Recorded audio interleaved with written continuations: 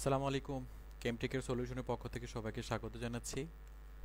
আমরা একটা চ্যালেঞ্জ গ্রহণ করেছিলাম যে নভেম্বরের 1 তারিখ থেকে আমাদের চ্যালেঞ্জটি হলো যে আহ, আগামী 2 মাস অর্থাৎ নভেম্বর থেকে ডিসেম্বর মাস আমরা প্রতিদিন একটা করে প্রশ্ন দিব এবং প্রশ্নে অ্যান্সার দিয়ে যে সঙ্গে থাকবেন এবং শেয়ার করবেন, সঠিক অ্যান্সার দিবেন, তাকে আমি একটা মাইক্রোটেক গিফট করব।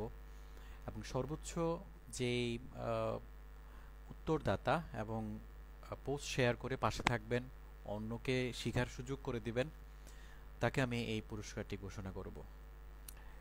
অ্যান্ড তার পাশাপাশি আমি আরেকটি উদ্যোগ নিয়েছি, যারা আমার ক্যাম্পেইনে ফ্রি ক্যাম্পেইনে অংশগ্রহণ করবেন তাদেরকে নিয়ে আমি মাইক্রোটিকের ভার্সন 7-এ আপ স্টিমের সাথে বিজিবি কনফিগারেশন এবং বিজিবি যে ফিল্টারিংয়ের কাজ এবং বিজিবির উপরে ট্রাবল শুটিং নিয়ে আমি ফ্রি একটা ক্যাম্পেইন করব।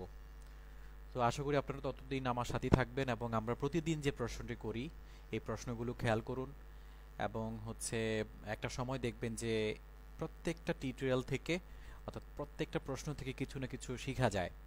তো আজকের প্রশ্ন হলো যে আমরা সাধারণত যে ইন্টারফেসেস থেকে যে অপশনগুলো দেখতে পাই, সেখানে আমরা বেশ কিছু টানেল দেখতে পাচ্ছি, একটা GRE tunnel, UIP tunnel and IP tunnel.